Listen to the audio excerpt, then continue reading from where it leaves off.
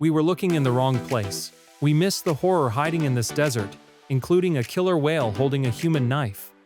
AI just found it, proving the lines weren't for aliens. They were for us. This is the solution to the Nazca Lines.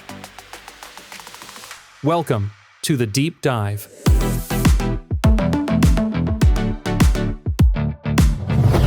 Today, we are strapping in for, well, an exploration into one of the greatest archaeological mysteries on the planet, the Nazca Lines of Peru. It's one of those topics, isn't it? Absolutely. For nearly a century, these huge desert drawings etched into the plains have captivated everyone. And they always beg that one big question: who are these for? It's an incredible canvas. We're talking about this high, arid plateau called the Pampa Colorada. The genius of the ancient Nazca was how simple their technique was. They just removed the top layer of dark iron oxide-coated pebbles, and underneath you have this light-colored subsoil, Creating this massive permanent contrast. It's like painting in reverse, using the desert itself. Exactly, and the preservation is almost miraculous. You've got this unique geology. The soil has gypsum in it, which sort of acts like a weak cement. And crucially, the dark stones on the surface create a cushion of warm air. It prevents wind from blowing the lighter soil away. That's why they've lasted for over 2,000 years. So our mission today, based on the amazing sources you sent over, is to go beyond the whole alien landing strip thing. We're tracing the story right up to a moment in late 2024. A huge moment. A moment fueled by AI that it completely changed how we understand the function of these lines. It shifted them from being just for the gods to something much more grounded and, frankly, a bit unsettling. We're really unpacking this idea of a dual system. The public, sky-facing art we thought we knew, and then this hidden, intimate layer that was invisible until a machine saw it for us. Okay, let's start with a classic view, the one everyone knows. When planes first flew over in the 1930s, the scale was just mind-boggling. You've got the huge hummingbird, the spider, and that strange humanoid figure people call the astronaut. They're gargantuan. I mean, an average size of around 90 meters. Some are much, much bigger. If you're standing on the ground, it's just a mess of trenches. You can't see the image at all. Which is why everyone immediately locked into that lookup narrative. Yeah. It had to be for someone in the sky. It did. The early researchers, people like Paul Kosak and Maria Ray, they argued it was the largest astronomy book in the world. A giant calendar. A giant calendar, yeah. Aligning with solstices. They thought the spider might even link up with a constellation, maybe Orion. It was a very sophisticated theory. And then, of course, the one that really captured the public's imagination, even if it had zero archaeological basis. Erich von Däniken. The ancient astronauts. He said the giant trapezoids were runways for alien spacecraft. And whether it was aliens or astronomy, the conclusion was always the same. The audience was vertical. And that perspective, for 40 years, it created a massive blind spot in the research. And that, everyone, is the old story. Because in late 2024, Yamagata University and IBM Research, they teamed up. They scanned the desert with AI and found 303 new figures. And this discovery didn't just add to the list, it shattered the idea that the lines were only for the sky. It's incredible that this was just hiding in plain sight. So what was the problem they were trying to solve with AI? Why couldn't human eyes see them? It really comes down to two things: scale and technique. The classic figures, the line-type ones like the hummingbird, they're subtractive. Meaning you scrape away the dark to show the light, high contrast. Right, easy to see from high up. Right. But the new discoveries, the ones the AI was trained to find, are relief-type geoglyphs. They used a mixed or even additive technique. Additive. Wait, so they were piling the stones up along the edges. You got it. They were creating a positive relief. And that relief depends on subtle shadow and texture, not a clean color contrast. And shadows are almost impossible to spot in high-altitude photos, especially if the figures are small and eroded. I mean, we're talking a huge difference in scale, aren't we? A world of difference. The classic figures, think of them as the length of a football field, 90 meters or more. Okay. The new relief-type figures, they average about 9 meters long. 9 meters. That's the difference between seeing a billboard and completely missing a small car parked next to it. And that's the exact blind spot the AI fixed.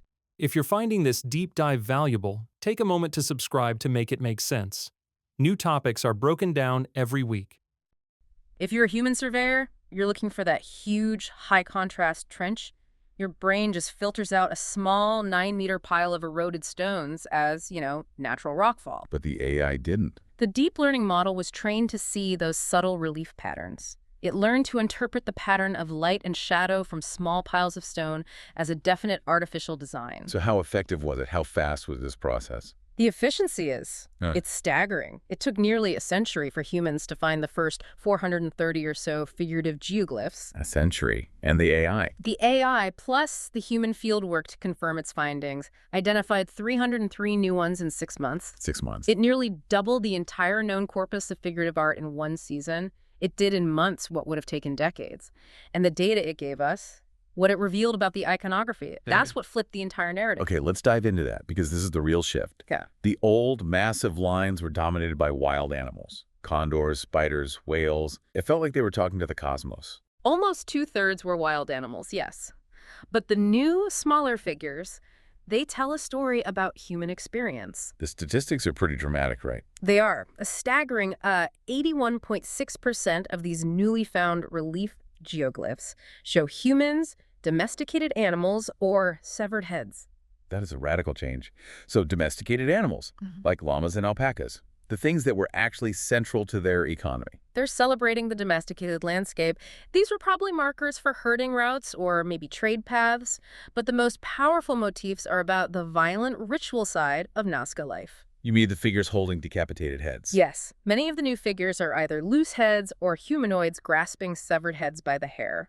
This lines up perfectly with what we know about the Nazca trophy head cult. The sprouting head idea. Exactly, this belief that ritual sacrifice was necessary for agricultural fertility, that blood was needed for life to continue in that incredibly dry environment. It's such a potent and honestly a terrifying message to see along a path. And that brings us to the most incredible find of the whole lot. The killer whale wielding a knife. It's a spectacular and horrifying image. It's over 22 meters long, etched onto a slope. The killer whale, the orca, was a major deity for the Nazca. It was associated with the power of the sea, with water, and with the harvesting of heads. It was a supernatural executioner. A 22-meter orca holding a knife. I mean, that is ancient horror movie stuff right there. To be walking a trail and see that looking down at you. And that's the key. It was at eye level. Seeing that figure would have been a primal, immediate reminder of the supernatural cost of survival. And that simple observation, that it was meant to be seen horizontally, is what led to the final conclusion of the study. The spatial analysis, this is where all the pieces click together. Right. The famous, massive line-type figures are clustered near formal, straight paths that all radiate toward the big ceremonial center, Kawachi. So grand avenues for big community rituals. Exactly. But the new relief-type geoglyphs, the small ones with the llamas, the trophy heads, the knife-wielding orca, where were they? Where were they? On average, within just 43 meters of winding, informal, ancient trails. These weren't the avenues, these were the footpaths, the routes used by travelers, traders, and pilgrims. So they were literally roadside art. This is the Billboard Theory. Precisely, that's the term. These smaller, ground-visible figures were ritual waypoints. They were territorial markers. They were powerful religious signs for the person actually walking through the desert. And their visibility depended on a horizontal view from the trail, not a vertical aerial one. And that distinction, horizontal versus vertical, it solves the puzzle. It creates the dual system concept. The Nazca weren't making one type of art. They were speaking to two different audiences. Okay, so break that down. The two systems are. The reliefs, the small ones, were for the journey. They were guides, messages to men, marking waypoints for the common traveler. While the colossal lines, the hummingbird and the spider, were for the destination. For the big communal rituals, they were prayers aimed at the sky. It completely democratizes the Pampa. The landscape wasn't just this esoteric zone for priests and sky gods. It was a lived, active space crowded with signs and messages for the herder, the pilgrim. It gives agency back to the common person. And it took a machine to finally hear their voices 2,000 years later, because our own bias for spectacle made us look right past them. And with that discovery comes a real urgency for preservation. The new relief-type figures, because they're on slopes and right next to these ancient paths, are much more vulnerable. Why more vulnerable? Just the location. It's the technique. Because they're additive piled stones, they're incredibly susceptible to erosion.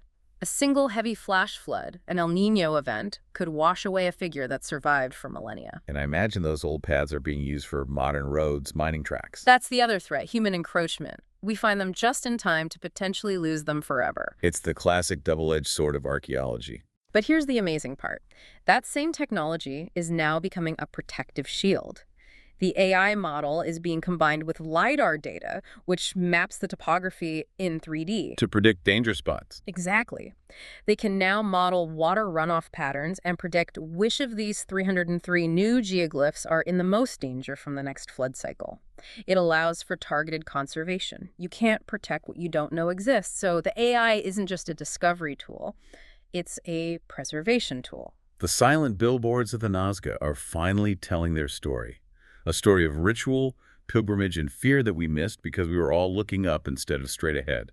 What a fantastic deep dive. It really makes you wonder, doesn't it? What other ancient cultures had this kind of hidden, granular layer of communication that we're still missing just because we're only looking for the big, obvious answers?